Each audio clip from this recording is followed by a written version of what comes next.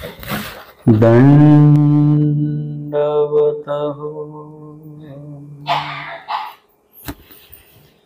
आजच्या सत्रामध्ये आपण या ठिकाणी स्मृतीस्थळातील 223 पासूनच्या स्मृती ज्या आहेत त्या आपण श्रवण चिंतन करणार आहोत। नाथोबा लोह दर्शने अवकाश करणे, नाथोबा कवणिगे गावी ते नेणिजे, एक वेळ ऐसे अवकाशाकडे गेले होते। नाथोबास कुठल्या तरी एका गावाला अवकाशासाठी म्हणून गेलेले होते, म्हणजे प्रातविधीसाठी गेलेले होते। तव तेथ लोहे उघडी पडली होती। एक कढई, लोखंडाची कढई, परंतु ती कढई म्हणजे कशी आहे की द्रव्याने ती भरलेली आहे। जसं गुप्त धन वगैरे आपण बोलतो ना, त्या प्रकारे ती धनाने म्हणा, सोन्यांच्या काही त्याच्यामध्ये काही नाणी आहेत, असं ती सोन्याने भरलेली वगैरे ती कढई तेथ उघडी पडली होती। जे त्याच्यावरची जी काही माती असेल, ज्याच्यामध्ये तिला आतमध्ये खड्ड्यामध्ये बुजवलेल्या वरतून माती टाकलेली, ती माती निघून गेलेली आहे आणि ती अशी उघडी अशी ती दिसलेली आहे। म्हणजे हे जे धन असतं, गुप्त धन ज्याला म्हणतात, हे कुणीतरी ते धन जतन करण्यासाठी म्हणून, आधी काही बँक वगैरे नव्हत्या, मग त्या काळामध्ये हेच बँक असायच्या की घरामध्ये म्हणा किंवा विशिष्ट जागे ज्या ठिकाणी कोणी काही पुढे त्या ठिकाणी जाऊन, त्या ठिकाणाचं काही खोदकाम वगैरे कोणी करणार नाही, अशा ठिकाणी जाऊन ती जागा जी आहे ती खोदून तिथे ते धन लपवायचं। आणि हे सहजपणे असं जे काही धन असेल हे सगळ्यांना काही मिळत नाही। आता आपण किती खोदकाम केलं तरी आपल्याला काहीच मिळणार नाही, परंतु एखाद्याच्या नशिबात, म्हणजे ज्याच्या कोणाच्या नशिबात ते गुप्त धन असेल त्यालाच ते प्राप्त होऊ शकतं। आणि नाथोबासांना ही उघडी अशी पडलेली कढई दिसली आणि मग नाथोबाए देखिली, नाथोबासांनी पाहिली सुद्धा, उघडी पडलेली होती आणि नाथोबांना पण ती दिसलेली पण होती। दोन्ही गोष्टी घडल्या। आणि म्हणितले त्या कढईला बघून त्या कढईशी ते बोलतात, ते म्हणतात, आता काय दिसतीसी? अरे तू आत्ता का दिसतेस? तू कधी दिसली पाहिजे होती? तै सापडतीसी, तै सापडतीसी म्हणजे तै म्हणजे तेव्हा, केव्हा? जेव्हा स्वामी होते, सन्निधान होतं, स्वामींचं भजन पूजन करण्यार्थी जर का त्यावेळेला द्रव्य नव्हतं माझ्याकडे, पण तेव्हा जर का तू भेटली असती तरी गोसाव्यांच्या विनियोगानेता, तर मी स्वामींच्या उपयोगी तुला लावलं असतं। म्हणजे त्या कढईला आणि त्या कढईतल्या त्या द्रव्याला उद्देशून ते बोलत आहेत। एरवी आपल्याला एवढं द्रव्य भेटलं तर आपली बोलती बंद होऊन जाईल एकदम, आणि इथे नाथोबास मात्र बोलतायत। पण बोलतायत म्हणजे काय? त्या द्रव्याच्या सन्मानार्थ बोलत नाहीयेत, उलट त्या द्रव्याला एक प्रकारचं शिक्षा पण केल्या जात आहे। जसं स्वामींनी सांगितलेलं आहे की दात असते ते चणे नाही, चणे असते ते दात नाही। एक ज्ञान आणि वैराग्याच्या संदर्भात हे वचन स्वामींनी म्हटलेलं आहे डोंगरगण प्रांतामध्ये, की एखादा व्यक्ती वैराग्य करतो पण त्याच्याकडे ते ज्ञान नाहीये, यथार्थ ज्ञान नाही, पण वैराग्य कडक आहे। एखाद्याकडे ज्ञान आहे तर त्याचं वैराग्य नाही त्याच्याकडे, म्हणजे असं आपल्याला विरुद्धाभास सगळीकडे बघायला मिळतो।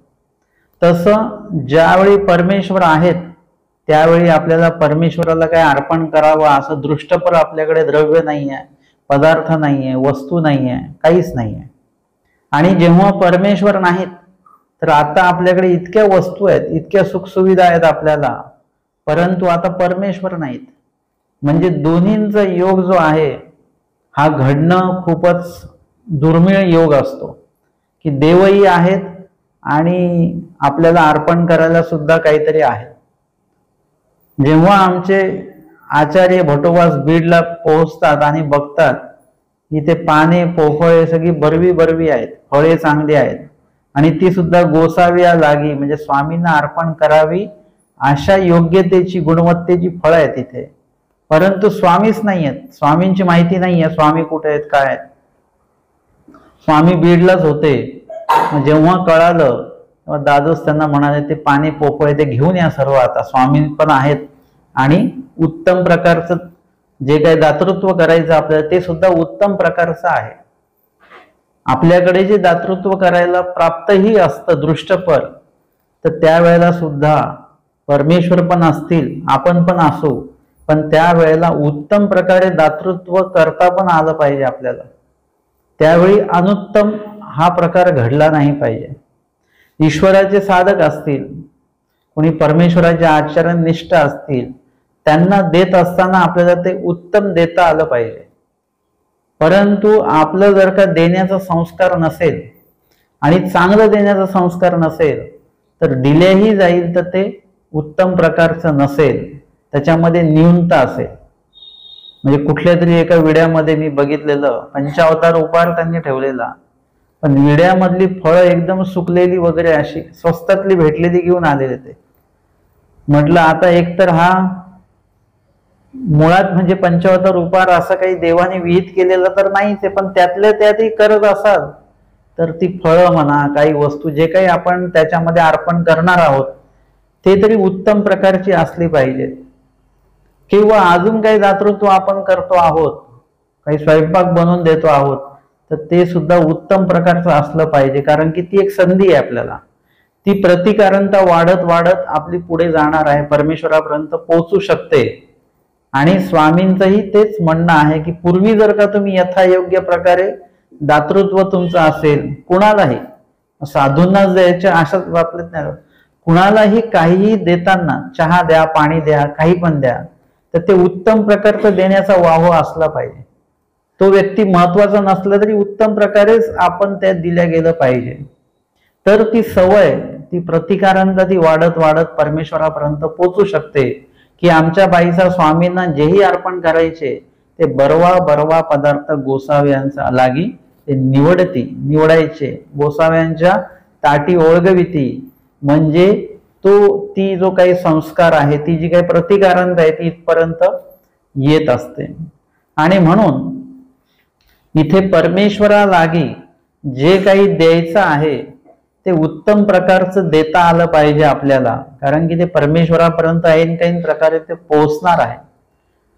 विषय त्या पदार्थाचा नाहीये, त्या वस्तूचा नाहीये, विषय तुम्ही जे काही दातृत्व करत आहात त्या भावाचा तो विषय आहे की तुमचा देण्याचा भाव चांगला असला पाहिजे, उत्तम प्रकारचा असला पाहिजे की पदार्थ आपोआपच उत्तम तयार होतात. खूप काय त्या पदार्थात टाकल्याने तो पदार्थ उत्तम होत नसतो. तुमचा तो पदार्थ बनवण्याचा भाव जर का उत्तम प्रकारचा असेल तर त्या पदार्थामध्ये आपोआपच ती चव येऊन जाते. आणि म्हणून बाईसा जे स्वामींसाठी जेही पदार्थ तयार करत असायच्या ते उत्तम आवडीने तो तयार करायचे, त्याच्यामुळे त्या पदार्थामध्ये ती चव असायची. उत्तम प्रकारे आमचे आचार्य भटोबास उत्तम भाव ठेवून आवडीपूर्वक स्वामींसाठी ते अलंकार तयार करायचे.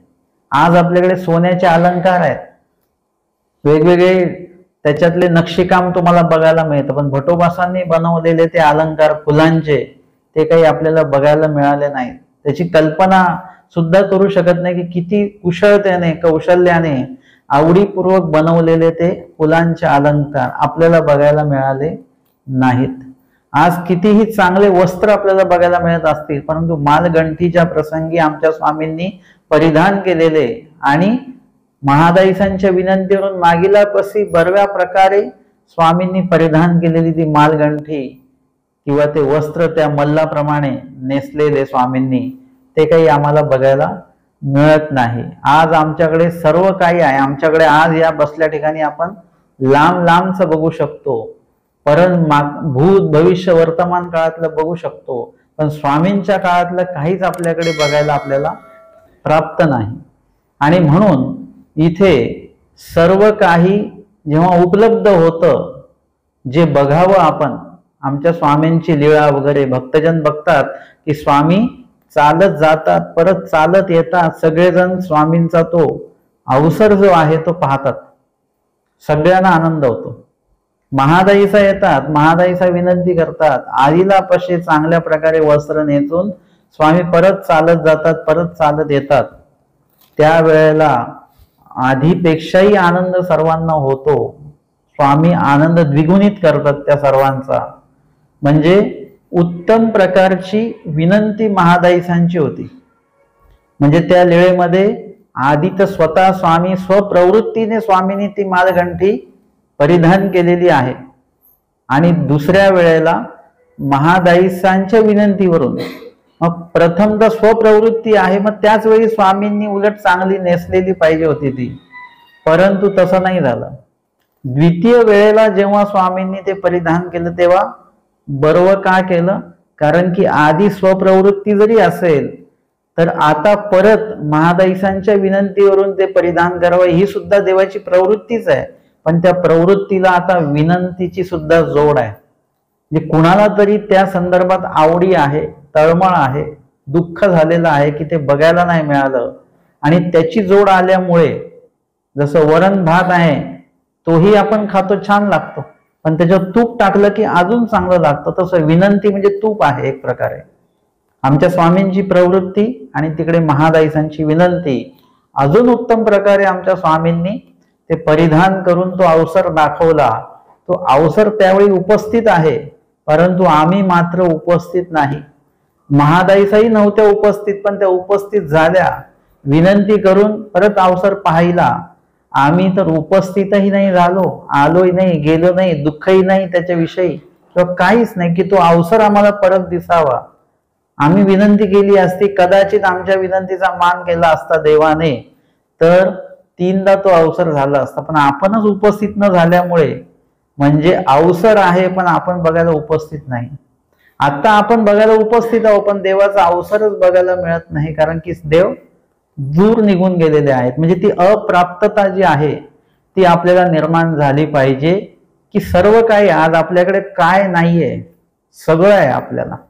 सन्निधानाच्या भक्तांना एवढी काही सुख सुविधा नव्हती, परंतु आनंद देणारे परमेश्वर होते. आज आमच्याकडे सुख सुविधा सगळ्या आहेत, परंतु आनंद देणारे जे परमेश्वर आहेत ते आमच्यापासून कितीतरी अंतर लांब निघून गेलेले आहेत. एवढे अंतर लांब गेलेत की ते आता आमच्या अंतरामध्ये म्हणजे मनामध्ये सुद्धा ते आम्ही आणू शकत नाहीये, इतकं मोठं अंतर पडलेलं आहे. म्हणजे ती अप्राप्ती जी आहे ती भावली पाहिजे. आमच्या नाथोबासांनी हीच अप्राप्ती भावली की सोन्याने भरलेली अशी ती कढई दिसली त्यांना, आणि त्या कढईशी ते बोलतात. म्हणजे किती मोठा त्या ठिकाणी आपल्याला थोडंसं हास्यास्पद पण वाटेल, एखाद्या वस्तूशी कोणी बोलतं का? परंतु ती वस्तू मिळण्यामागे सुद्धा तुमचं काहीतरी कर्म आहे. आपल्याला अशा अनेक गोष्टी भेटतात ज्या आपल्याला मोहात पाडू शकतात. निरूपणाला आपण येतोय, बरोबर 2 वाजता पोहोचणार आहोत आपण, पण मध्येच भाजी दिसली चांगली, मोहात पाडलं आपल्याला, आपण ती भाजी घ्यायला लागलो, परत येताना भाजी नसेल, संध्याकाळसाठी होऊन जाईल, म्हणून आता जातानाच घेऊन घेऊया. अजून काही दिसलं, कोणीतरी भेटलं, आवर्जून बोललो आपण त्यांच्याशी, मोहात पडलो, प्रत्येकाशी जड चेतन पदार्थाच्या मोहात पडलो, अडकलो. त्याच्यामुळे आपण निरूपणाला उशिरा पोहोचलो. म्हणजे हे काय झालं, इथे नाथोबासांना सुद्धा तो मोह भेटलेला आहे. मोह कोणाला मिळत नाही, सगळ्यांना मिळतो. आमच्या भटोबासांसाठी पण मोह होताच. आई होती, पत्नी आहे, बहीण आहे, घरदार आहे, आणि आमचे स्वामी दोन्ही गोष्टी दाखवत आहेत की बघा, चांग विचारा निके विचारा, दोन्ही गोष्टी आहेत. मोहात इथेही पडतायत की घरी जायचं का, घर आहे, सगळं आहे, आणि इकडे परमेश्वर सुद्धा आहेत. कुठे आपण गेलो पाहिजे, परंतु त्या अनिष्टाला मात्र ते कुठे मोहवश झाले नाहीत, आमच्या देवाकडेच ते आले.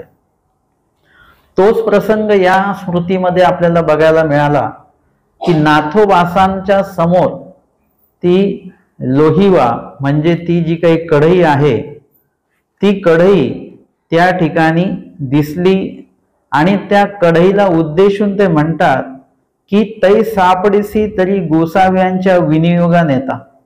जर का त्यावेळेला तू जर का कधी भेटली असतीस तर ईश्वराच्या उपयोगी ती कढई गेली असती, म्हणजे कढई पण गेली असती आणि त्या कढईमध्ये जे काय असेल ते पण कदाचित उपयोगी गेलं असतं.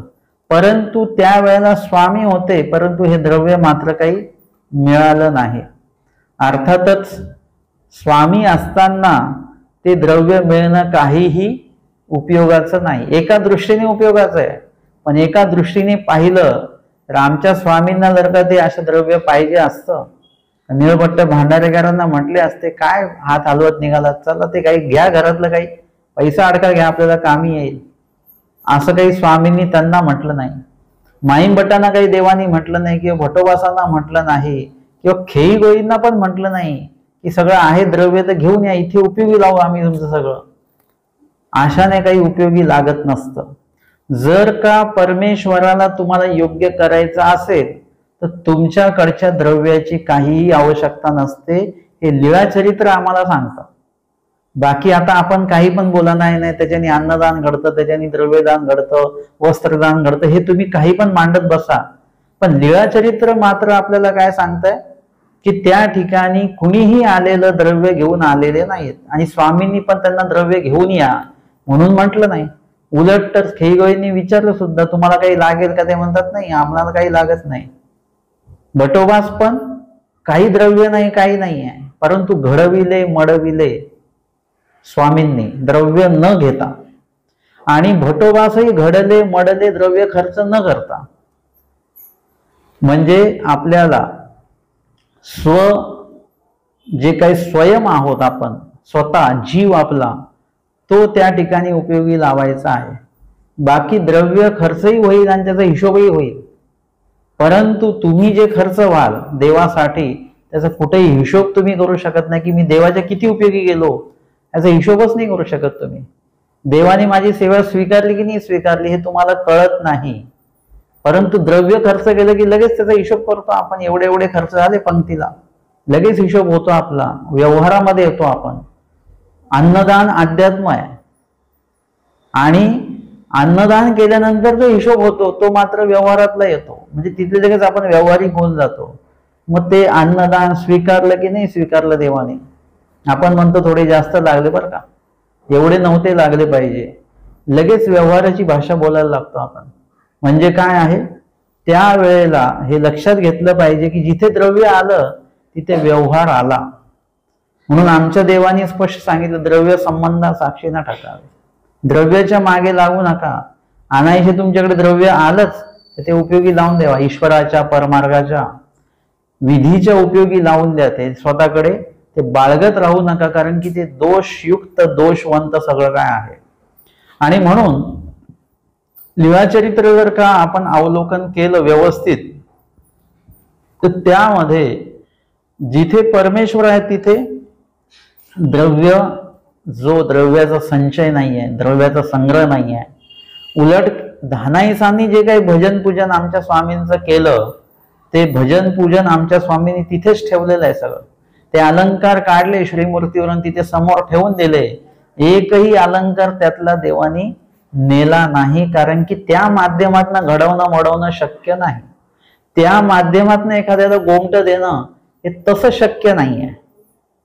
तुम्हाला घडायचं असेल मडायचं असेल तर तुम्ही स्वतःच तिथे उपस्थित असले पाहिजेत, तुम्ही स्वतःच तिथे उपलब्ध असले पाहिजेत, तुम्ही सिद्ध असले पाहिजेत, तुम्ही तयार असले पाहिजेत आवडी सकट. तर मग जाऊन कुठेतरी ते जे काही दातृत्व आहे ते दातृत्व आपल्या उपयोगी पडत असतं. आणि म्हणून स्वामींनीही ज्याही ठिकाणी राजवस्त्राचं परिधान केलेलं आहे, पण तिथून त्या ठिकाणाचा त्याग करताना आमचे स्वामी काय करतात, ती राजवस्त्र तिथेच काढून ठेवतात आणि आपला जे जुने वस्त्र आहेत, एकी कटी प्रदेशी सोडा, एकी श्रीमुकुटी सोडा, हे परिधान करून आमचे स्वामी तिथून बीजे करतात. म्हणजे त्यांची जी काही मूल्यवान वस्त्र सुद्धा आहेत ती सुद्धा आमचे स्वामी घेत नाहीत.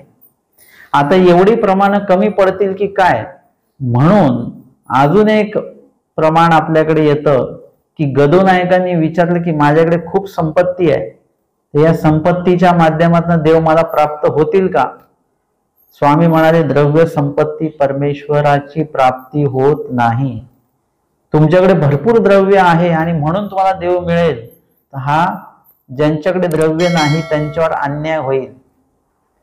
म्हणजे ज्याच्याकडे द्रव्य असेल देवही द्रव्याचा असं होऊन जाईल ते. परंतु तसं नाही आहे. परमेश्वर प्राप्त करायचा असेल तर तिथे द्रव्याची आवश्यकता तशी नाहीये. म्हणजे द्रव्य असलंच पाहिजे असं, तुम्हाला बस प्रवास करायचा आहे तर द्रव्य असलंच पाहिजे असं विनाद्रव्य प्रवास नाहीच करू शकत तुम्ही. तसं नाहीये की देव प्राप्त करायला पैसाच पाहिजे, हा डोक्यातनं काढून टाका. परंतु तुमच्याकडे द्रव्य असेल तर तुम्ही तो खर्च करू शकता परमार्गाच्या काही सेवेसाठी, एखाद्या साधकासाठी म्हणा, ईश्वर क्रियेसाठी म्हणा. ते द्रव्य तुम्ही खर्च करू शकता, त्याला काही अडचण नाही. कुणी म्हणाले की तुम्ही असं काही दक्षिणा द्यायची नाहीत, हे नाही करायचं ते नाही करायचं, कशाला, का बरं? तुम्ही बाकीच्या वेळेला घाबरत नाही काही? आपण जे काही विकत घेतो, एखाद्याला पैसे देतो, त्या पैशाचा विनियोग तो काय करणार आहे? तो भाजीवाला, तो फळवाला, जो कपडेवाला, जो पण ज्यांना पण आपण ते द्रव्य देतो आणि काहीतरी विकत घेतो, तर तो त्या द्रव्याचा उपयोग काय करणार आहे तुम्हाला माहिती आहे का? आपण एवढं सगळं संपत्ती कमवून ठेवली, या संपत्तीचं पुढे काय होणार आपल्याला माहिती आहे का? या गोष्टीला जर का आपण घाबरत नाही आहे, तर कुणाला दक्षिणा दिल्याने त्यांनी वाईट उपयोगात नेलं की लगेच आपल्याला दोष लागेल, हे पहिले डोक्यातनं काढून टाका. तुम्ही ईश्वराला विनंती केल्याशिवाय कुठली क्रियाच करू नका ना. अन्नदान करायचं आहे तर देवाला प्रार्थना करा आधी की आमचं अन्नदान निर्दोषपणे घडू द्या, आमच्या अन्नदानामुळे कुणाचाही धर्महानी होता कामा नये आणि योग्य ठिकाणी अन्नदान घडावं, देवाला विनंती करा. दक्षिणा देताना सुद्धा नुसतं संकल्प सोडून रिकामे होऊ नका, नुसतं श्री चक्रधरा सार्पण म्हणून रिकामे होऊ नका. काही लोक म्हणतात निर्हेतुक द्रव्यदान, एवढं असं काही म्हटल्याने काय होत नसतं. पेक्षा मनापासून विनंती करा, आम्ही जे काही द्रव्यदान दक्षिणा रूपाने देतो आहोत, जे ज्यांना कोणाला, ते आमचं आपण उपयोगी न्या. देवाला सांगा, विनंती करा की तुम्ही उपयोगी न्या. आपण ना एखाद्या आश्रमात भाजी देतो, बाबांच्या समोर ठेवतो, पण आतमध्ये जे काही पाक निष्पत्ती करणारे जे आहेत साधक, त्यांना आपण सांगतो भाजी चांगली बनवून बाबांना वाढा बरं का. आमच्या नाथोबासांनी जी भाजी आणली तांदुळीची, ती आणली स्वामींसाठी, परंतु दिली कोणाकडे आहे? बाईसांना दिली आणि बाईसांना सांगितलं काल सारखीच बनवा, चांगली व्यवस्थित एकदम वगैरे.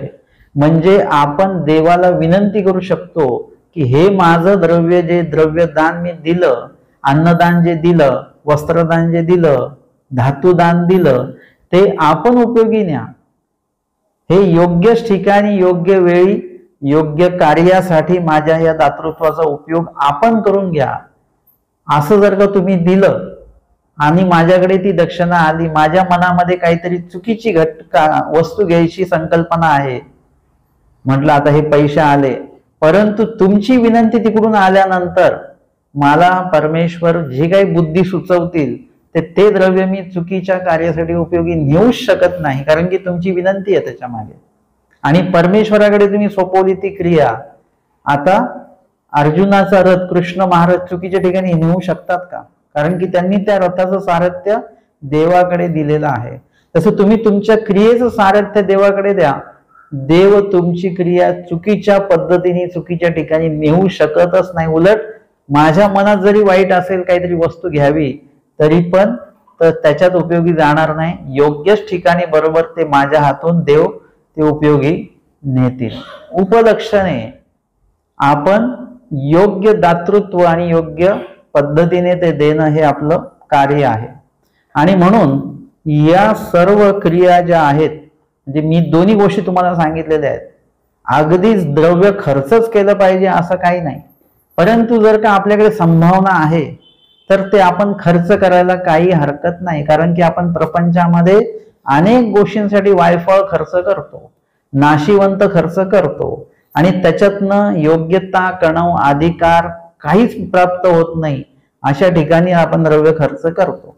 त्यापेक्षा एखाद्या ईश्वरदायक विधीसाठी जर का तुम्ही द्रव्य खर्च केलं तर त्याच्यामध्ये काहीही दोष नाही. तिथे आपण एवढं चिकित्सक होतो, इतर वेळेला मात्र कुठलीच चिकित्सा नाही, खर्च करून मोकळं. बाहेर आपण जेवलो तर जेवण खावण करून बिल देऊन वरून टिप पण आपण त्याला देतो, तेव्हा आपण विचार नाही करत की बाबा हे आपण किती वायभव खर्च करतोय. आणि म्हणून जर का असेल तर खर्च करा, काही हरकत नाही, पण नसेल तर त्या पैशासाठी अडून राहू नका. कारण की जर का द्रव्य नसेल तुमच्याकडे तर त्याही पेक्षा मूल्यवान तुम्ही तुमचा वेळ जो आहे तो देवाला देऊ शकता. तुम्ही तुमचा जन्म हा जो आहे तो जीवितपूर्वक देवाला देऊ शकता. तुम्ही त्यांचं जे देह आहे ते देह सेवा दास्याच्या रूपाने देवाला देऊ शकता. आणि हा संदर्भ सांगण्याचा मुद्दा काय आहे की जे काही नाथोबास होते, नाथोबासांकडे पण कुठलेही द्रव्य नव्हतं. जेव्हा स्वामी होते तेव्हाही नव्हतं, नंतरही नाहीये. मग परी सुद्धा एकही रुपया खर्च न करता नाथोबासांचे किती जन्म लेखी लागले? 7 जन्म लेखी लागलेले आहेत.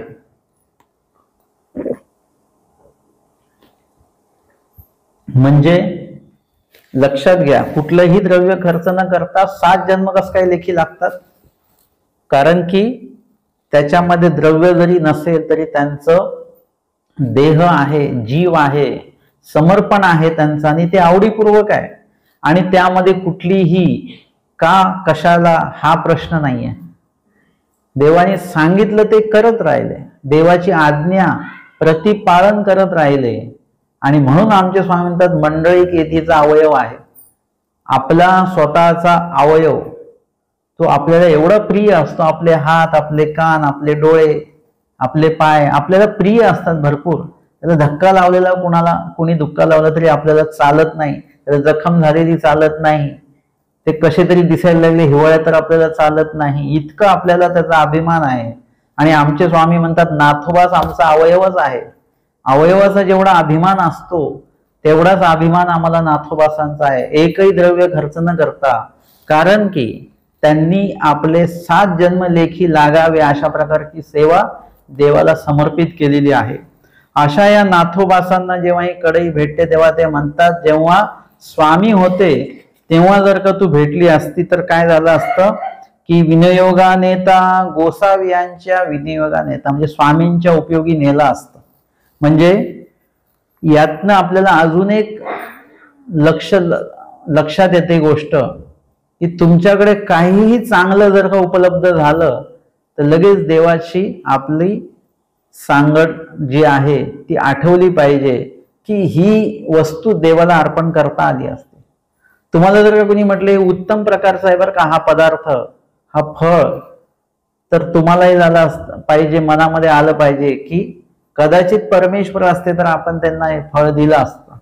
आपल्याकडनं उत्तम मिळालेलं जे दातृत्व आहे, दातृत्व उत्तम प्रकारे आपण करू शकलो असतो, असा कुठेतरी मनामध्ये एक भाव निर्माण झाला पाहिजे. आता जरी देव नाही आहेत परंतु तुम्ही ते आरक्षित करून ठेवा, ते बोलणं, ते दातृत्व जे आहे ते निश्चित करून ठेवा आता की देव भेटली असते तर मी दिलं असतं. संभावना व्यक्त करा. ही संभावना व्यक्त जी केली तुम्ही ते कुठे ना कुठे तुम्हाला पुढे उपयोगी येते. जर का तुम्ही म्हटलात की बाबा आमच्याकडे चांगल्या प्रकारचं दूध येतं, जर का कोणी साधू आले असते तर आम्ही त्यांना ते देता आलं असतं, आम्हाला साधू मंडळी आले कुठे वगैरे. तर आता हे जर का तुम्ही एकदा बोलून ठेवलेलं आहे, कोणीतरी ऐकलेलं आहे आणि कदाचित यदा कदाचित इकडे कोणी साधू आलेच तर ते म्हणतील ह्यांच्याकडे चांगल्या प्रकारचं दूध असतं, उद्या आपल्याला लागेल तर लगेच ते तुम्हाला सांगतील की अशी सेवा आहे, तुम्ही देऊ शकाल का, ते आणून द्याल का. म्हणजे आपण ते बोललेलं असल्यामुळे आपली सेवा बरोबर तिथपर्यंत पोहोचू शकते. पण तुम्ही बोललेच नाही तुम्ही तर ते व्यक्तच केलं नाही, उल्लेखच केला नाही, त्याचं वाचिकेच केलं नाही तर प्रत्यक्ष पण घडणार नाही. नाथोबासांचं त्या काळामध्येही कुठेतरी त्यांना वाटत असे की देवाला काही समर्पित करावं. काही लोक काय अर्पण करतात, द्रव्यदान, भजन, पूजन स्वामींच्या ठिकाणी करतात, पण आपण ते तसं काहीच करू शकत नाही. मग असं त्यांनाही वाटत असेल म्हणून कुठेतरी स्वामींनी त्यांना सातारा पसरवायला सांगितलेला. ते म्हणतातच पुढे, तेव्हा भेटली असती तर स्वामींच्या उपयोगा नेली असती तै सातरा पसरीला, तेव्हा तर देवाने मला सातरा पसरायला लावला, म्हणजे बाजारात जाऊन तो कपडा पसरून मागा तिथे, आणि मागून जे आणलं ते देवाने आपल्या उपयोगी नेलं. म्हणजे त्यावेळेला जर का हे असतं, स्वतःच मला हे प्राप्त झालं असतं, असंच्या असं देवाच्या उपयोगी लावून दिलं असतं, काहीच त्याच्यात ठेवलं नसतं मी. परंतु त्यावेळी सातरा पसरावा लागला, मागावं लागलं, मग मिळालं. त्यातही देवाचे किती उपयोगी किती अनुपयोगी काय वगैरे. म्हणजे त्यावेळेला यथा योग्य जे काही दातृत्व केल्या गेल्याचं करण्याचा जो भाव होता तो मात्र घडला नाही. परंतु आता जर का भेटलेलं आहे, पण आता देवच नाही की ज्यांना मी समर्पित करू. तो मी नव्हे नाथो, तोच नाथोबास आहे मी, ज्यांना देवानी माझ्याकडे काही नसल्यामुळे सातरा पसरायला लावला आणि आज एवढं उपलब्ध झालं सर्व काही. ती आठवण त्यांना आली म्हणून तिचीवरी अवकाश केला, आणि त्यावरच त्यांनी स्वभाव सारलेला आहे. म्हणजे सोन्याचा एवढा मोठा अपमान आजपर्यंत कोणीही केलेला नाही. म्हणजे त्यासाठी ती एक आपल्यामध्ये ती कुवत असावी लागते, क्षमता असावी लागते की मोहात पडणाऱ्या गोष्टी आपल्या समोर जर असतील तर ते उचलायच्या की नाही उचलायच्या, ते ताब्यात घ्यायचे की नाही घ्यायच्या, ही क्षमता आपल्यामध्ये असली पाहिजे. की सांगितलेलं आहे देवाने असं द्रव्य पडलेलं जरी असेल तरी ते उचलायचं नाही, किती मूल्यवान असो तर काही असो. आपण तर 1 रुपया जरी असेल तर त्याच्यासाठी पण वागतो, आणि बाकी 500ची नोट असेल, सोन्याचं काही अलंकार असेल तर त्यासाठी आपण निश्चितच वाकणार. परंतु त्यावेळीही तुम्हाला लक्षात आलं पाहिजे की यासाठी आपल्याला वाकायचं नाही. आम्हाला वाकायचं तर फक्त परमेश्वरा संबंधित परमेश्वराकडेच, परमेश्वर परायणांच्याकडेच किंवा परमेश्वर विधीसाठीच आपल्याला वाकायचं आहे. जे शाश्वताकडे आपल्याला नेणार आहे त्यासाठी वाकायचं आहे. जे नाशिवंत आहे आणि जे नाशिवंताकडे नेणार आहे त्यासाठी वाकायचं नाही. स्वामींनी सांगितलं असा तो पडलेला कवडा आधी करून निघावा, घेऊ नये तो, ते राहू द्या तसंच, त्याच्यावर आपला हक्क नाही. ते कुणाच्या तरी हक्काचं आहे, ते आपल्या हक्काचं नाही. आपल्या हक्काचं जी संपत्ती आहे ती उत्तर पंथीला गेलेली आहे, उत्तर दिशेला आहे. ती आपल्या हक्काची तेवढीच एक संपत्ती आहे, त्याला ईश्वर संपत्ती असं म्हटलेलं आहे. या व्यतिरिक्त जी संपत्ती दिसते ती असंपत्ती आहे, म्हणजे ती संपत्ती नाहीच मुळात. आता जी तुम्हाला नोट दिसते तुमच्यासाठी ती संपत्ती आहे, पण ती रात्रभरात कधी पण काही अंमलबजावणी होऊ शकते आणि आजपासून ही नोट बंद. आता ती नोट काय आहे, मूल्यवान आहे का? कालपर्यंत मूल्यवान होती, आज तिचं काहीच मूल्य नाही. तुम्ही ठरवलं, सरकारने ठरवलं म्हणून त्याचं मूल्य आहे. परंतु सरकारने ठरवलं तर त्याचं कुठलंच मूल्य राहत नाही, मग विनामूल्य होऊन जातं ते. म्हणजे त्यातलं महत्व क्षणार्धामध्ये शून्य होऊ शकतं. ते आपल्या देशाने ठरवलं म्हणून ते चलन आहे, नाहीतर देशाने जर का रद्द केलं ते चलन राहत नाही. ते अशा पद्धतीने ही संपत्ती कधीही असंपत्ती होऊ शकते, कधीही काही पण होऊ शकतं. परंतु परमेश्वर संपत्ती जी आहे ती कायमस्वरूपी, आपण तमात होतो तेव्हा पण आपल्यासाठी ती संपत्तीच होती. इथेही आपल्यासाठी परमेश्वर संपत्ती आहे, आणि प्राप्तीला गेल्यानंतर संपत्ती आहे. म्हणजे परमेश्वर एकमेव संपत्ती आहे जी नाशिवंत नाही, ती शाश्वत आहे, आणि ती आपल्याला सुद्धा शाश्वतच ठेवते.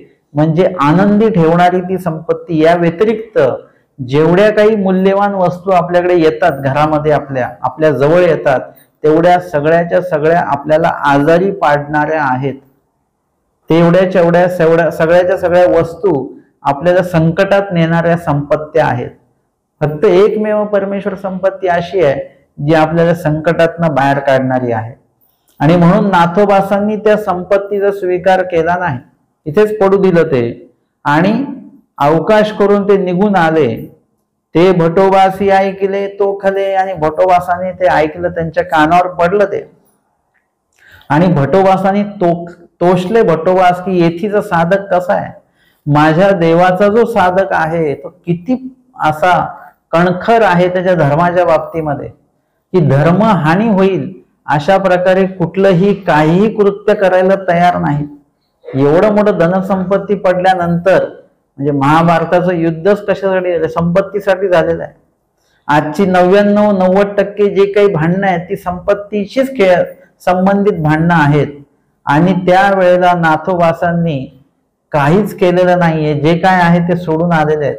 स्मृतीस्थळातल्या काही घटना आहेत की सगळे संपत्ती सोडून आलेले आहेत. भटोबास, नाथोबास हे सर्वजण आपल्याला दिसतात. माहीमभट्ट असतील, निळभट्ट असतील, हे संपत्ती सोडून आले. ते म्हटले असते आम्ही आमचा हिस्सा घेऊन येतो, तर हिस्स्यातले परमेश्वर जे आहे ते निघून गेले असते. माहीमभट्ट द्रव्य आणण्यासाठी गेले, थोड्या वेळेस असं गेले की काय, आणि इथे स्वामी निघून गेले. बीजे करतात स्वामी. म्हणजे त्या संपत्तीमुळे स्वामींची आणि त्यांची शेवटची भेट मात्र अधुरीच राहून गेली. कशामुळे? नाशिवंत संपत्तीमुळे. शाश्वत परमेश्वराचा वियोग झालेला आहे. म्हणून ही संपत्ती जी आहे, या संपत्तीला एक योग्य प्रकारेच आपण हाताळावं, योग्य प्रमाणातच संग्रह त्याचा, त्या द्रव्याचा करायचा. तुम्ही असं काही समजू नका की खूप द्रव्य आहे म्हणजे आपण एकदम निश्चिंत आयुष्य जगतोय, असं नाही. जेवढं जास्त संपत्ती तेवढे जास्त आपण अस्वस्थ असतो. आणि म्हणून इथे नाथोबासांनी काय केलेलं आहे, त्या प्राप्त संपत्तीचा त्याग केलेला आहे.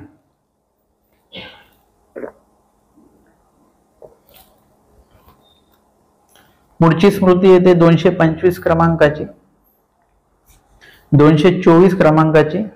नाथोबा देह त्यागू भुवनी निद्रा स्वीकारू. नाथोबास राक्षस भुवनासी आले. राक्षस भुवन या ठिकाणी नाथोबा आलेले आहेत. तव तेथ नाथोबाचे देह गेले ऐकिले. भटोबा जे आहेत ते राक्षस भुवनाला आलेले आहेत.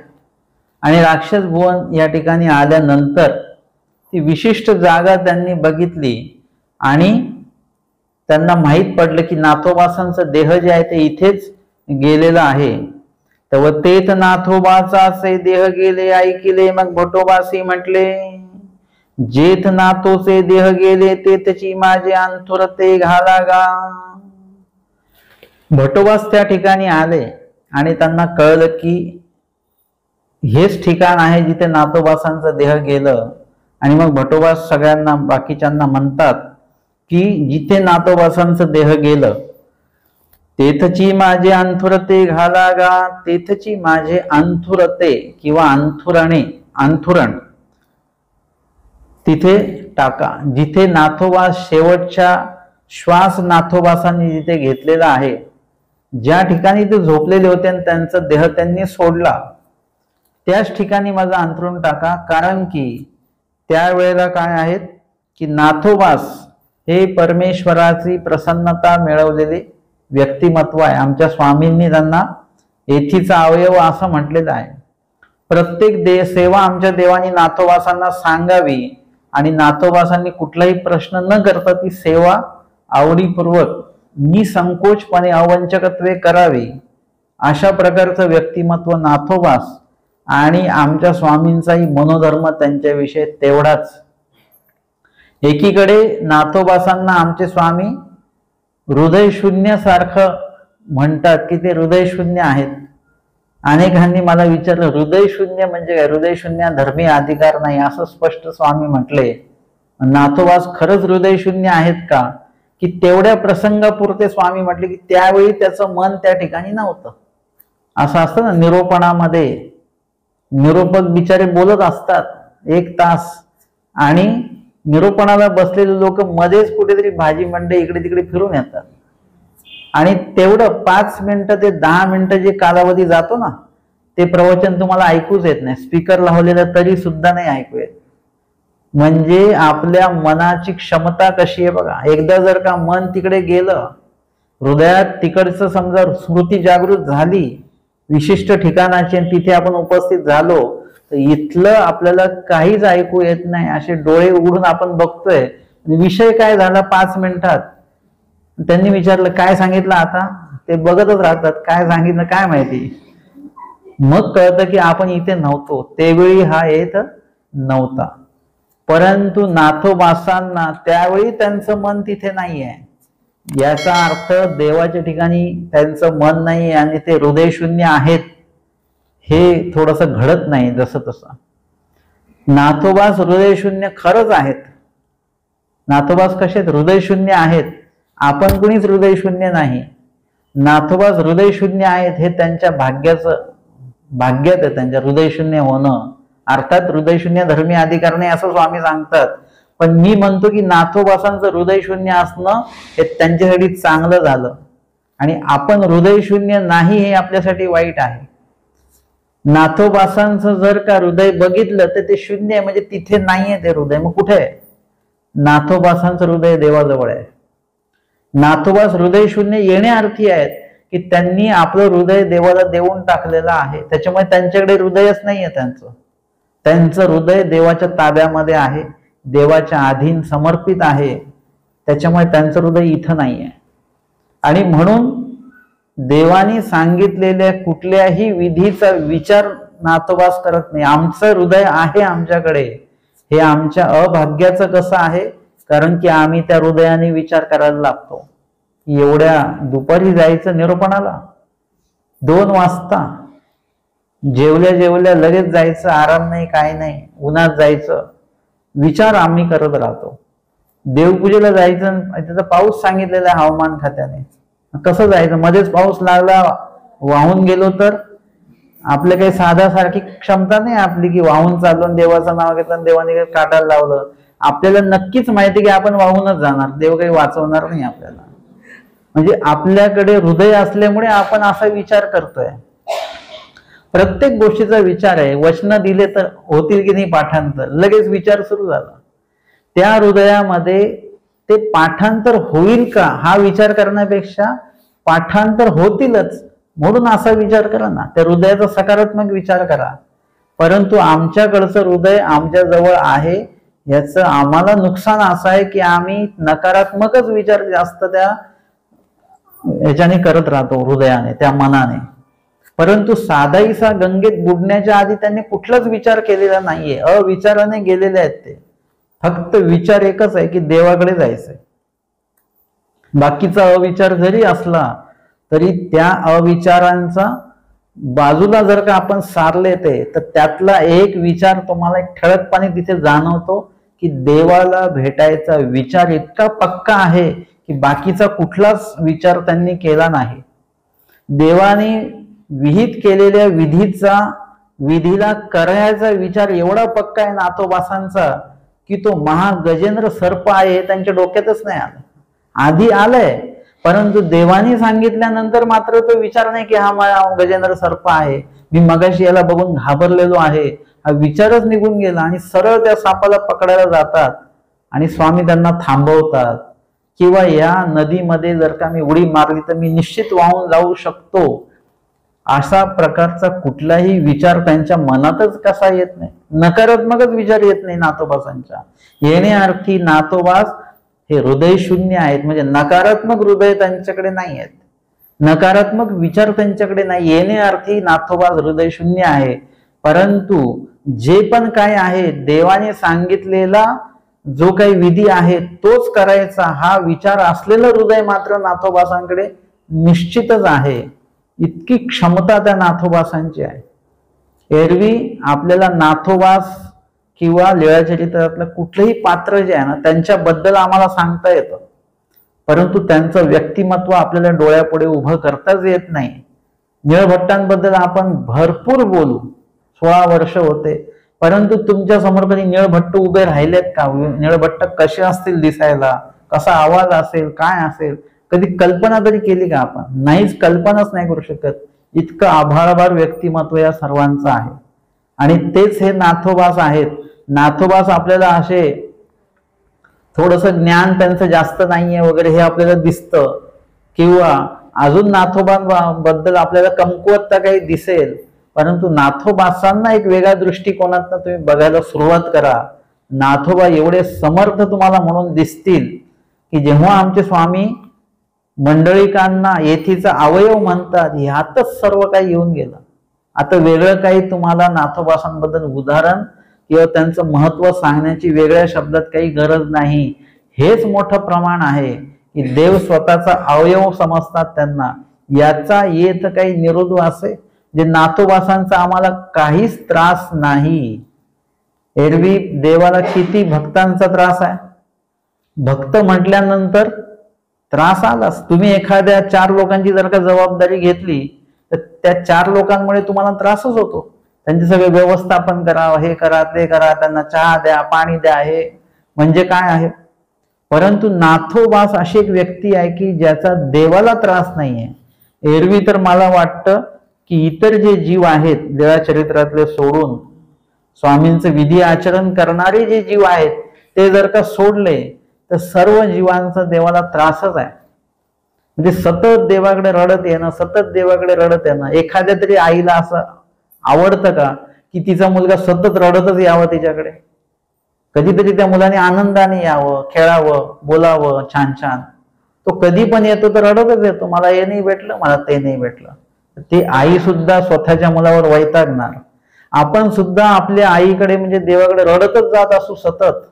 नवद जापते विडा अवसराशिवाय आपण जातच नाही. म्हणजे याच निमित्ताने विडा ठेवायला जातो आणि रडगाणं गात राहतो सतत. कधीतरी असं सहज पण विडा ठेवा, निर्हेतुक विडा ठेवा, आनंदाने विडा ठेवा. आनंदाने देवापर्यंत पोहोचा, स्थानापर्यंत पोहोचा, मार्गात पोहोचा, निर्हेतुक पोहोचा. त्याचा देवाला निश्चितपणे आनंद होईल. आणि म्हणून आपला कदाचित देवाला त्रास होत असेल पण नाथोबासांचा कुठलाच त्रास देवाला नाही. या सर्व गोष्टींची फलद्रुपता काय आहे? म्हणजे आपण एवढं नाथोबासांबद्दल का बोलतो आहोत, एवढं सांगण्याची आवश्यकता का आहे, तर त्याची फलद्रुपता काय होते. जसं आपण जे आता काही क्रिया करतो आहोत, विहिता वेगळ्याच क्रिया सुरू आहेत. आपलं ईश्वर वचनोक्त जे काही वागलं पाहिजे आपण त्याच्याही पेक्षा वेगळंच काहीतरी वर्तन आपलं सुरू आहे. आणि देवाच्या विधी म्हणून आपण ते करतो आहोत. खरंच ते देवाचे विधी आहेत का ह्याची पडताळणी आपण करत नाही आहोत. जे करतोय त्याच्यात विधी किती घडतो, अविधी किती घडतो, त्याचं आपलं पडताळणी आपली नाहीये. मग काय चाललंय आपलं सगळं. परंतु जर का तुम्ही ईश्वर विहितच विधी केले, जसं मी नेहमी सांगतो, विधी करायचं तर ईश्वर विहितच करा. त्याच्या वेगळे विधी करत नका बसू, त्याला वेळ नका देऊ.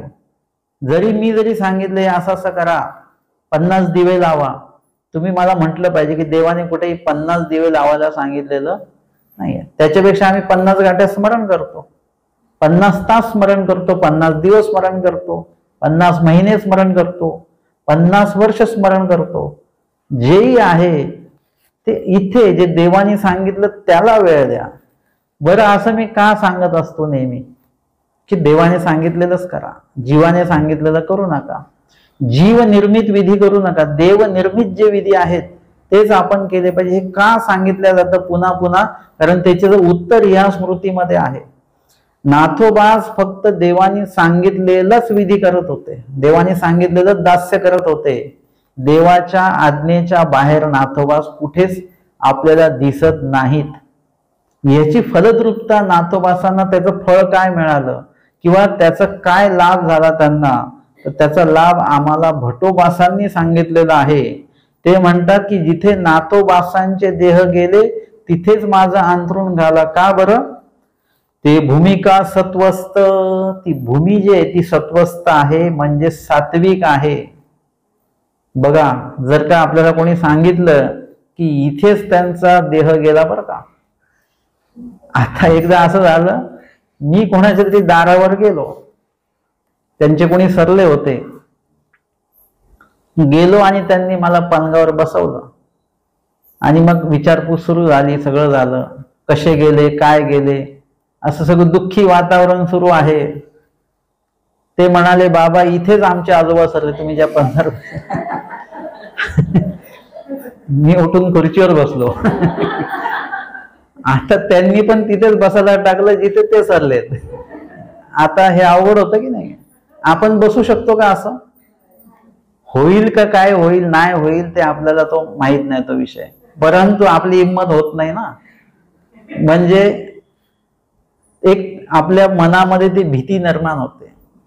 एखाद्या घरी कुणी सरलं असेल तरी आपण पटकन जात नाही, विचार करतो थोडंसं काय वगैरे, कसे सरलेत, काय सरलेले आहेत.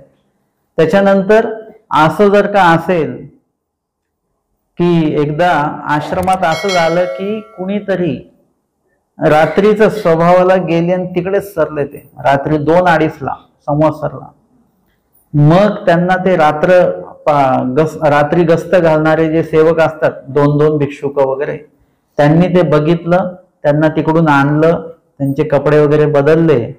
आणि आता काय करायचं, रात्रीचे 2-2:30 वाजले, त्या फोनची सुविधा नव्हती. मग त्यांना तिथेच, त्यांच्या जिथे बिछाना होता तिथेच त्यांना झोपवला, दुसरं कुठे झोपवणार.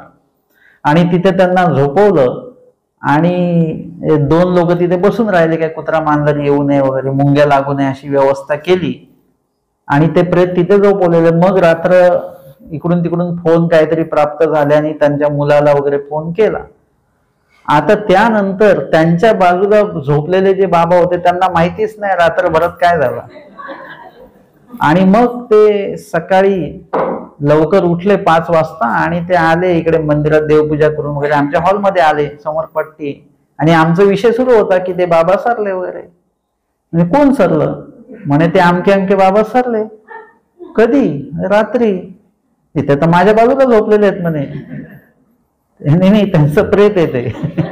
ते एवढे वैतागले म्हणे, तुम्ही मला उठवलं नाही, प्रेताच्या बाजूला रात्रभर झोपलो मी, असं तसं वगैरे वगैरे. म्हणजे काय असेल की असं काही घडलेलं असेल तर आपली हिंमत आहे का तिथे बसायची, झोपायची? परंतु नाथोबासांचं जिथे देह गेलं तिथेच माझा अंतरून टाका, कारण की ती भूमी सात्विक झालेली आहे. बाकीचं कोणी जर का सरलेलं असेल प्रपंचातलं तर ती भूमी सात्विक नसते. त्या भूमीमध्ये त्याचा जीव जातो, तर तो जीव जाताना तो व्यक्ती सात्विक नसतो. खूप कमी लोक असे बघायला भेटले की जे मृत्यू समयी त्यांच्या हातामध्ये गाठी आहे, स्मरण सुरू आहे, देवाचं नाव चालू आहे, अशी खूप कमी लोक आहेत बरं का. बाकीचे लोक एक तर त्यांना मरायचं नसतं पहिली गोष्ट, त्याच्यानंतर मृत्यू समयी सर्वच आठवण त्यांना सुरू राहते, मुलाबाळांची, नातू, हे ते अमके टमके. म्हणजे ती भूमी जी असेल ती सात्विक असली पाहिजे, सत्वस्थ असली पाहिजे, तशी होत नाही. कारण मृत्यू समयी तुमचा भाव कसा आहे त्यानुसार त्या भूमीमध्ये काही गोष्टी क्रिएट होत असतात. मग आपण जर का अस्वस्थ असू तर ती भूमी पण अस्वस्थच राहणार. आपण जर का तिथे चिडचिड करत असू ती भूमी पण तामसच होणार. मग त्या ठिकाणी बसायला भीती वाटते. परंतु नाथोबासांचं देह गेलं, ती भूमी कशी आहे? सात्विक आहे. ती भूमिका सत्वस्थ, नुसती सात्विक आहे असं नाही. तर त्या भूमीमध्ये जर का तुम्ही बसलात, तुम्ही अस्वस्थ असाल तर तुम्ही स्वस्थ व्हाल. म्हणजे तुमच्यामध्ये सात्विकता येईल, तुमच्यामध्ये स्वस्थता येईल, तुम्हाला समाधान वाटेल, बरं वाटेल त्या ठिकाणी बसल्यानंतर. जर घरी वैतागून असाल तुम्ही आणि स्थानाकडे जाऊन बसलात तर तुम्हाला खूप बरं वाटतं. ती जागा, भूमी सात्विक सत्वस्थ असल्यामुळे तुम्हाला स्वस्थता जी आहे त्या ठिकाणी लाभत असते. आणि तेत गोसावी बीजे केले असे. का बरं? नाथोबासांबद्दल आपण एवढं का बोललो? कारण की त्यांचा जेव्हा देह त्यांनी सोडलेला आहे, त्यांचा मृत्यू नाही झाला, ते मेले नाहीत. इतरांबद्दल आपण असे वाक्य बोलू शकतो, त्यांचा मृत्यू झाला, ते मेले. पण नाथोबासांच्या बाबतीत ते मेले सुद्धा नाही, त्यांचा मृत्यू सुद्धा नाही झाला. ते देव दर्शनाला गेले. मग कसे गेले? तर स्वतः देव त्यांना घ्यायला आलेले होते. जर का तुम्ही आयुष्यभर देवाचं सांगितलेलं ऐकून जीवन जगत असाल तर तुमचा मृत्यू होणार नाही. तुम्ही देव दर्शनाला जा आणि त्यावेळेला देव हे बघतात की हा आयुष्यभर माझं यांनी ऐकलं, शेवटच्या श्वासापर्यंत माझं ऐकलं, आता मला स्वतःलाच त्याला घ्यायला जावं लागेल. त्या दृष्टांतामध्ये येतं की ती आई जी आहे, ती आई त्या मुलाला सोडून काही कामानिमित्त बाहेर जाते, पण तो मुलगा मात्र आईशिवाय राहू शकत नाही. तिला काही 2-4 लेकरं आहेत, ती एका मुलाला काहीतरी खेळणं देते, कोणाला खायला देते आणि निघून जाते. पण ह्याला जरी काही जरी दिलं तरी हा मात्र आईचं ऐकत नाही. त्याला आई म्हणजे आईच पाहिजे, बाकी दुसरं काही नको त्याला. आई निघून जाते त्याला फसवून. तो आईला बघतो, आईच्या मागे रडत रडत जेवढं चालता येईल तेवढं चालतो. आई दिशेनाशी होते त्यावेळी तिथे जमिनीवर तो लोळतो, रडतो. सेजिया सायलिया त्या बाजूच्या बाया येतात, त्याला घेतात. त्याला वाटलं आई आली बघतो पण ही आई नाहीये, ह्या दुसरीच कोणतरी बाई आहे, परत तो रडायला लागतो, छोटासा बाळ आहे ते. मग त्याची जी आई आहे ती तिकडे काम करते काहीतरी मुलांसाठीच, आणि मग तिला तिथे सतत लक्ष काय असतं, माझे मुलं हे तर लक्ष आहेच, पण त्यामध्ये सुद्धा माझा तो मुलगा की तो माझ्याशिवाय नाही राहू शकत, बाकीचे राहतात पण तो मात्र माझ्याशिवाय राहू शकत नाही. म्हणून आई सगळे जे हातातलं काम आहे ते सगळं पटापट आटोपते आणि कुठेही बोलत न बसता, महिला वर्गांचं असतं ना असं, कुठे बोलायला लागले की बोलतच राहतात, खूप बोलतात, कुठल्या विषयावर बोलतात देव जाणे. परंतु ही जी आई आहे त्या मुलाला सुद्धा आईचा ओढा आहे आणि त्या आईला सुद्धा सर्व मुलांसोबत या मुलाचा जास्त ओढा आहे, तो माझ्याशिवाय राहूच शकत नाही. जसं काम आटोपतं ती लगेच झडती परत येते, लवकर परत येते आणि आधी त्याला जवळ घेते, त्यालाही बरं वाटतं. म्हणजे ती आई हे बघते की हा माझ्याशिवाय राहू शकत नाही, म्हणून आई त्याच्यासाठी खास येत असते. तसंच आहे की इथे नाथोबास जे आहेत हे आमच्याच वचनावर, माझ्याच वचनावर आयुष्य त्यांनी पूर्ण काय केलेलं आहे, समर्पित केलेलं आहे. आणि आता अशा जीवांसाठी नाथोबा म्हणूनच नाही, असे कोणी पण असतील, तुम्ही पण असाल, आम्ही पण असू, तुम्ही जर का देवाच्याच वचनावर शेवटपर्यंत चालत राहिलो तर आपल्याला घ्यायला देव स्वतः येतील. म्हणजे परमेश्वर स्वतः येतात, यापेक्षा अजून काय पाहिजे. या व्यतिरिक्त जर का आपण काही चुकीचं वागत असलो, ईश्वर विहित वचना वेगळं वागत असलो, तर कोण येऊ शकतं घ्यायला, यमदूत येऊ शकतात, देवता येतात, कुठेही नेऊ शकतात आपल्याला, नरकफाळात जाऊ शकतो आपण, कुठेही जाऊ शकतो, काही त्याला धरबंदच नाहीये. जमिनीवर ओतलेलं पाणी कुठल्या बाजूला वाहून जाईल, किती तोंडाने ते वाईल काही सांगता येत नाही. परंतु जर का ईश्वराला समर्पित आपला विधी असेल तर स्वतः परमेश्वर येतील आणि तिथे देव आलेत, येतील नाही. नाथोबांसाठी आमचे स्वामींनी तिथे गोसावी बीजे केले असे त्या जागेवर का टाका, कारण की त्या जागेवर प्रत्यक्ष परमेश्वराला समर्पित असलेले नाथोबास त्यांचं देह गेलं, म्हणून ती जागा सात्विक आहे आणि स्वतः परमेश्वर त्या ठिकाणी त्यांना घ्यायला आले, म्हणून ती जागा पवित्र आहे, सात्विक पण आहे आणि पवित्र पण आहे. अशा ठिकाणी माझा अंतरून त्यासाठी घाला, म्हणजे याचा पोच पावती स्वतः भट्टोबासांनी दिलेली की तिथे स्वामी आलेले होते. माझ्या हृदयासी देव येईल, जर का त्या ठिकाणी तुम्ही अंतरून घातलं, मी तिथे झोपलो बसलो तर काय होईल, देव आठवायला थोडस जास्त चांगलं पडेल. तुम्ही घरी जे स्मरण करता त्याच्यापेक्षा तुम्ही स्थानाच्या ठिकाणी जाऊन स्मरण केलं तर त्या ठिकाणी परमेश्वर प्रत्यक्ष आलेले होते 800 वर्ष आधी म्हणा, किंवा त्या ठिकाणी जे विधी कार्य उपस्थित होतं त्यावेळी परमेश्वर तिथे उपस्थित असतात आणि त्यामुळे त्या ठिकाणी केलेलं स्मरण जे आहे ते लेखीही लागेल, स्मरण घडेलही तुम्हाला. ती सत्वस्थता तुम्हाला घरी प्राप्त होत नाही, जी मार्गामध्ये होते, स्थानाच्या ठिकाणी होते, मंदिरात होते, ती सात्विकता तुम्हाला घरी स्मरणाच्या माध्यमातून प्राप्त होत नसते. म्हणून आपण वर्षातनं खूप वेळ आपण अशा ठिकाणी स्मरणाला गेलं पाहिजे, देव आठवण्यासाठी गेलं पाहिजे.